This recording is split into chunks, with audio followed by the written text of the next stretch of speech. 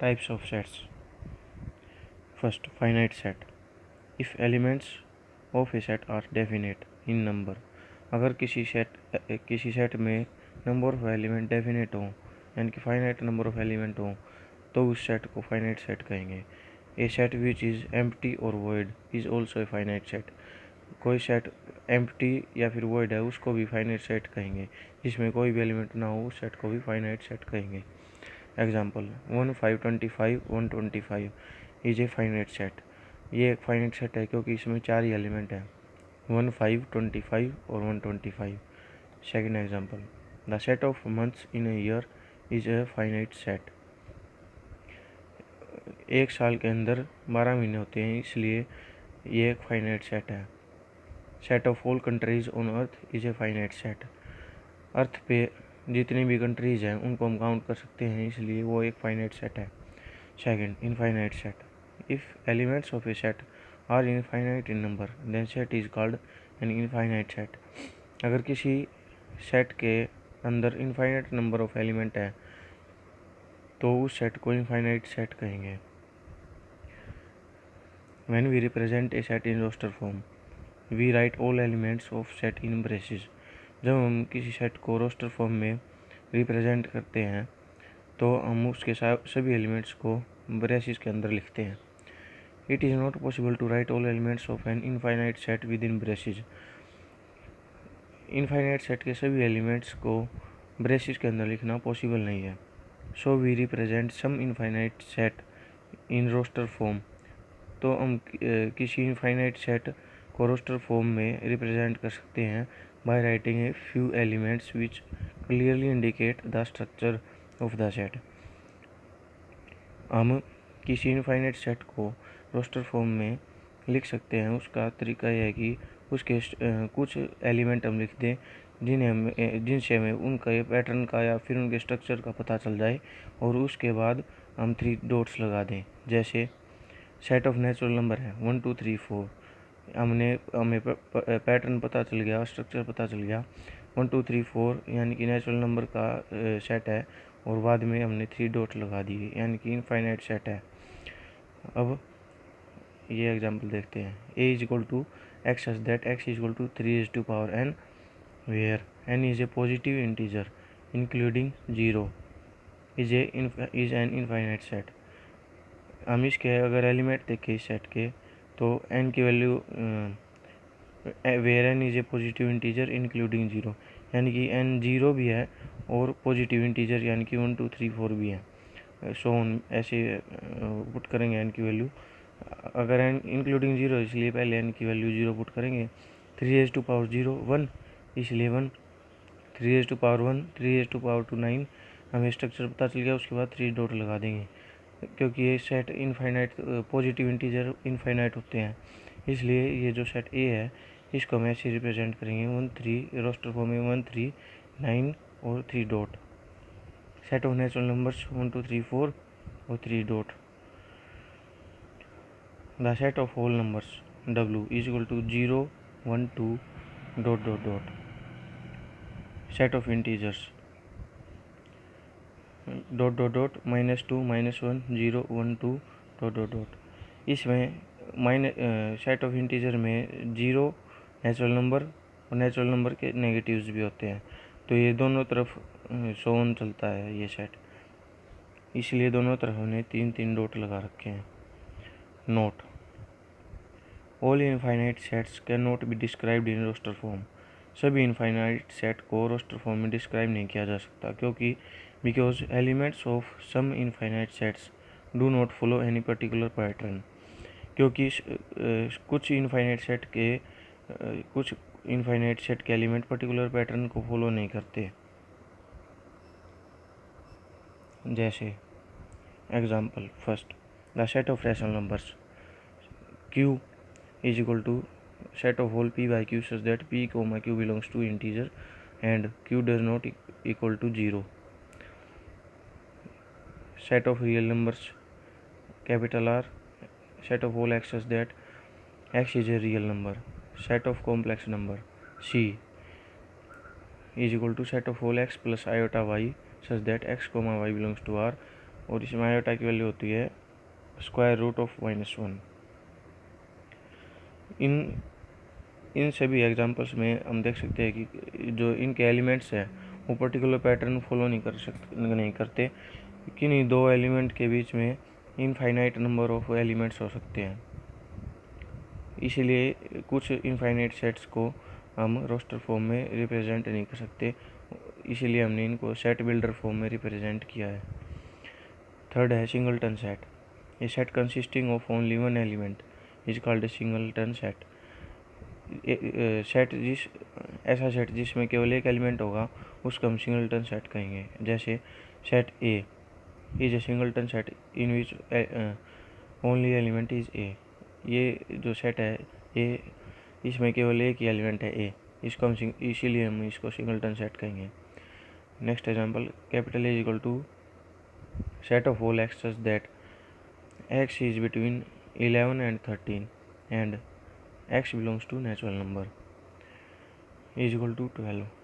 Means 11 and 13 के बीच में केवल एक ही नेचुरल नंबर बचता है 12, इसलिए ये सेट 12 के इक्विवेलेंट है। और इज ए सिंगलटन सेट, इसमें केवल एक एलिमेंट है 12, इसलिए ये सिंगलटन सेट है।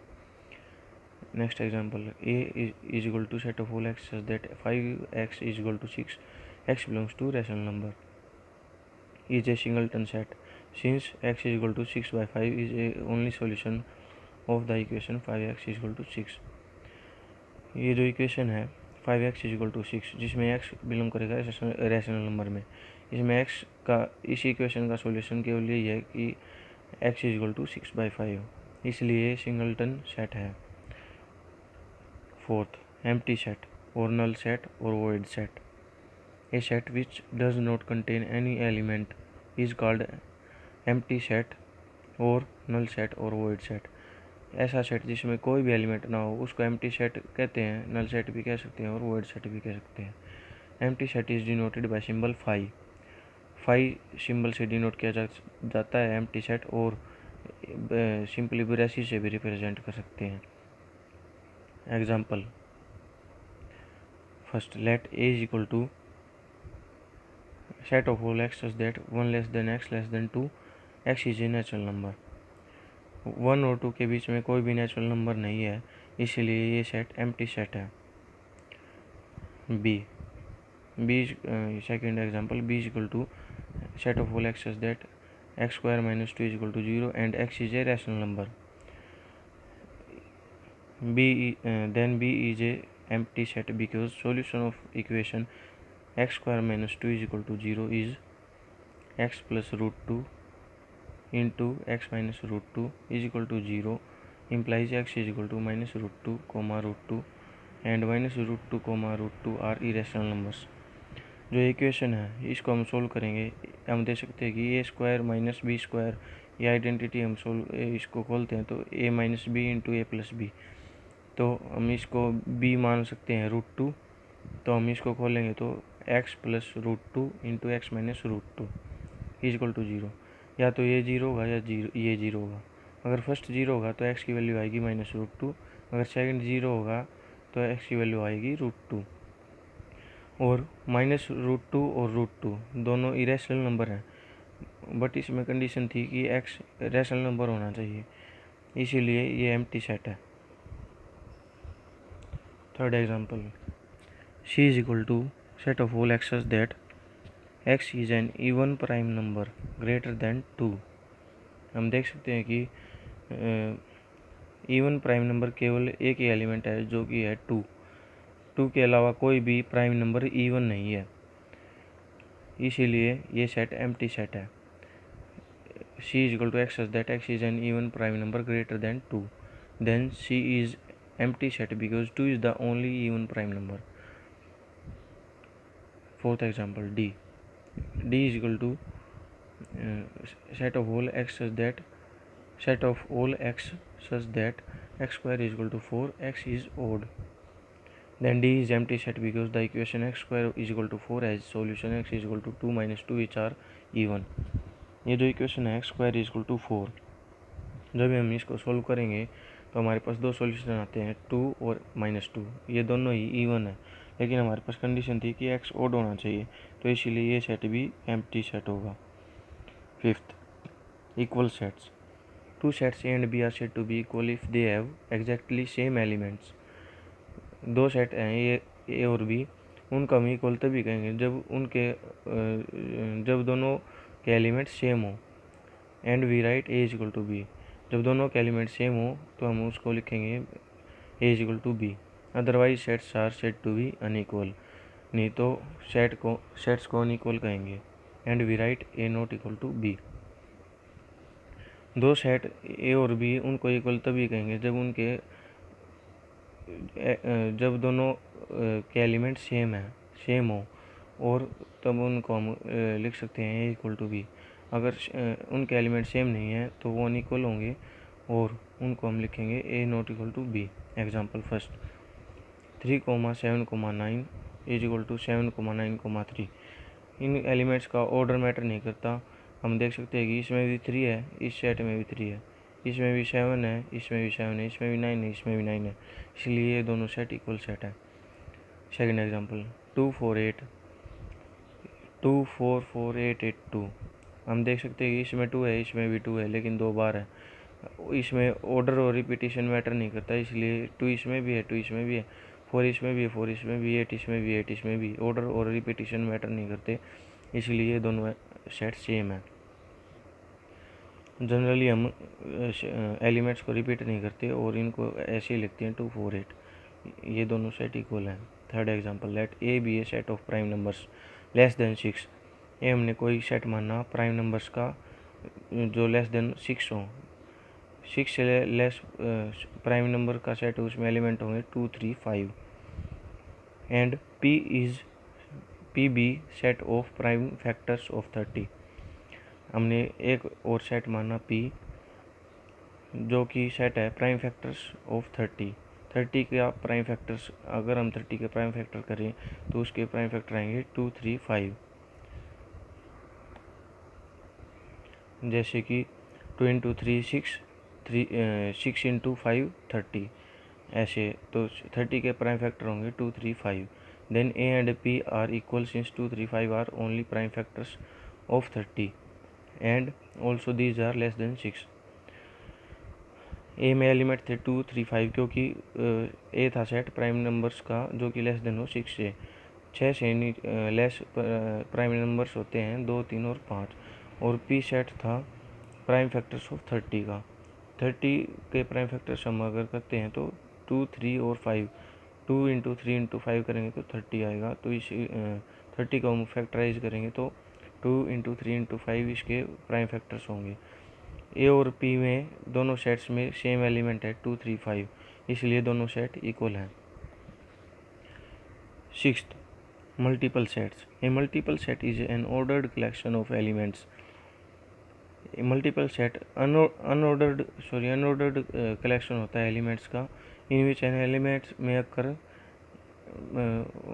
As a member more than once, जिसमें कोई भी एलिमेंट एक या एक से ज़्यादा बार आ सकता है। Multiplicity is the number of times element occur in the set. Multiplicity होती है जितने टाइम वो एलिमेंट सेट में अकर करता है उतनी उस सेट की मल्टीप्लिसिटी होगी। जैसे A is equal to A comma B C comma C comma D D.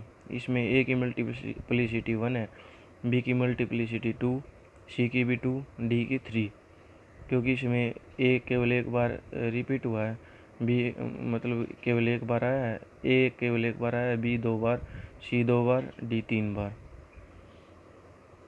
Equivalent sets. Two finite sets A and B are equivalent sets if number of elements in A is equal to the number of elements in B.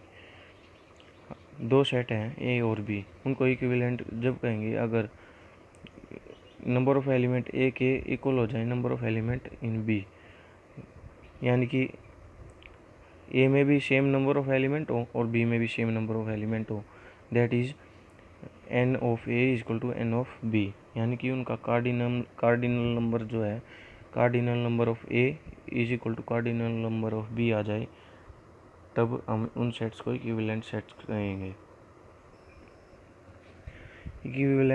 Equivalence of two sets. Is denoted by symbol equivalent to.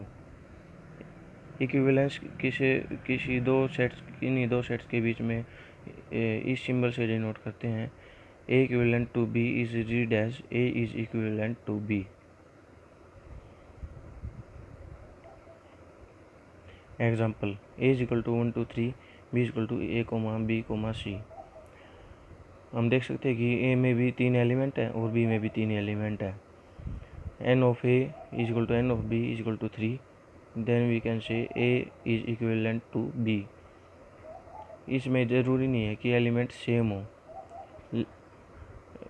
इसमें बस हम cardinal number देखते हैं, यानी कि number of elements in any set. यानी कि ए set में 3 एलिमेंट है, बी सेट में भी 3 एलिमेंट है, तो हम एन ऑफ ए और एन ऑफ बी यानी कि दोनों में 3 एलिमेंट है, और तो हम इसको कहेंगे A is equivalent to B. Equal sets are equivalent sets. जो इक्वल सेट्स होते हैं वो इक्विवेलेंट होते हैं क्योंकि उनमें सेम एलिमेंट्स होते हैं। इक्वल सेट्स में सेम एलिमेंट्स होते हैं, इसलिए वो इक्विवेलेंट सेट्स होते हैं।